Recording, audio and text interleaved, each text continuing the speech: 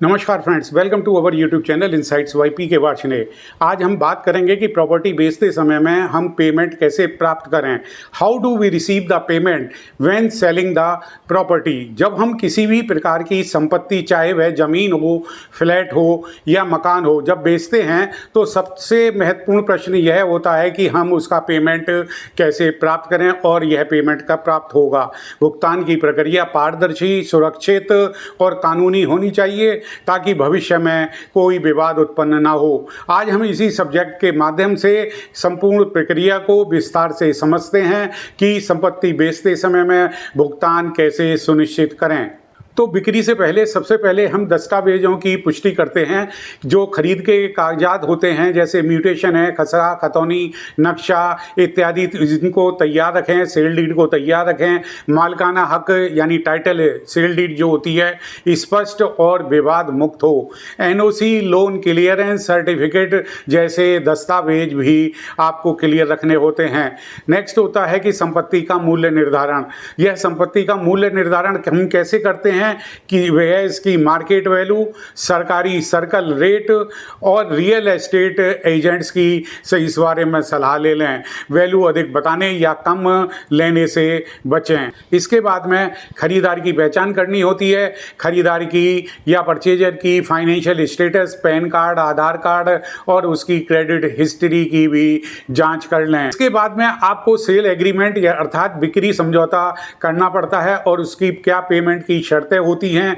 तो जब हम सबसे पहले बिक्री समझौता या एग्रीमेंट टू सेल तैयार करते हैं तो उसमें भुगतान की शर्तें, समय सीमा और फॉरफीचर क्लोज लिखित रूप से उसमें स्पष्ट होनी चाहिए। इस समझौते को नोटरी या रजिस्ट्री के माध्यम से भी इसको वैधता दी जा सकती है। इसके बाद में आता है टोकन मनी और बयाना लेने की बारी। टोकन मनी आमतौर पर कुल कीमत का 1% से 5% तक की होती है। बयाना अर्थात एडवांस कुल रकम का 10% से 20% तक का होता है और ये सेलर परचेजर दोनों की म्यूचुअल अंडरस्टैंडिंग से होता है।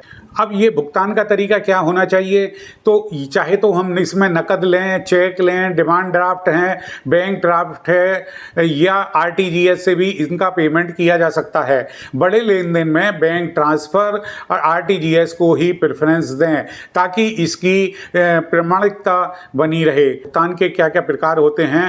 बैंक ड्राफ्ट अधिक सुरक्षित होता है क्योंकि वह बैंक द्वारा गारंटेड होता है। चेक में बाउंस होने का भी जोखिम रहता है, अतः यह ट्रस्टेड पार्टी से ही लेना एक्सेप्ट करें। इसके बाद में हम आरटीजीएस, एनईएफटी, आईएमपीएस से भी पेमेंट स्वीकार कर सकते हैं। आरटीजीएस मतलब रियल टाइम पेमेंट, जिसमें तुरंत ही ट्रांसफ़र हो जाता है। प्रमाण के रूप में बैंक का स्टेटमेंट या ट्रांजैक्शन की जो आईडी है वो ज़रूर अपने साथ में रखें।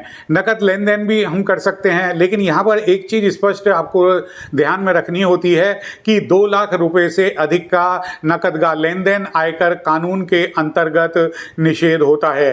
कैश लेने से पहले अपने टैक्स एडवाइजर से सलाह जरूर ही ले लें। अब बाकी जो पेमेंट होता है वो रजिस्ट्री के दिन ही उसका भुगतान होना चाहिए। रजिस्ट्री से पहले हम सेल डीड का ड्राफ्ट तैयार रखें और वकील से उसे सत्यापित कराएं। तय कर लें कि रजिस्ट्री के समय में पेमेंट कैसे होगा, ड्राफ्ट से होगा, आरटीजीएस से होगा या चेक से होगा। अब इसके बाद में स्टैम्प ड्यूटी और रजिस्ट्रेशन फीस की बारी आती है। यह आमतौर पर बायर के द्वारा या परचेजर के द्वारा ही चुकाई जाती है। ऑनलाइन या बैंक चालान के माध्यम से भी फीस भरना अधिक सुरक्षित रहता है और रजिस्ट्री के समय ही पेमेंट का आदान प्रदान करना होता है। आमतौर पर अंतिम और फाइनल पेमेंट रजिस्ट्री ऑफिस में ही होता है। इसमें एस्क्रो अकाउंट अर्थात बैंक के अकाउंट के थ्रू भी सुविधा इसकी ली जा सकती है। इसके बाद रजिस्ट्री हो जाती है। रजिस्ट्री के बाद की क्या प्रक्रिया होती है, रजिस्ट्री की एक ओरिजिनल और एक सर्टिफाइड कॉपी अपने पास में रखें। पेमेंट रिसीप्ट और बैंक स्टेटमेंट भी संभाल कर रख लें। कभी कभी ट्रांजैक्शन आईडी का जो सर्टिफिकेट होता है उसको भी आप संभाल कर रखना चाहिए। चाहिए। इसके बाद में इनकम टैक्स में आपको ये सब चीज़ें दिखानी होती हैं, तो बिक्री से प्राप्त धनराशि को आईटी डिपार्टमेंट में दिखाना आवश्यक होता है।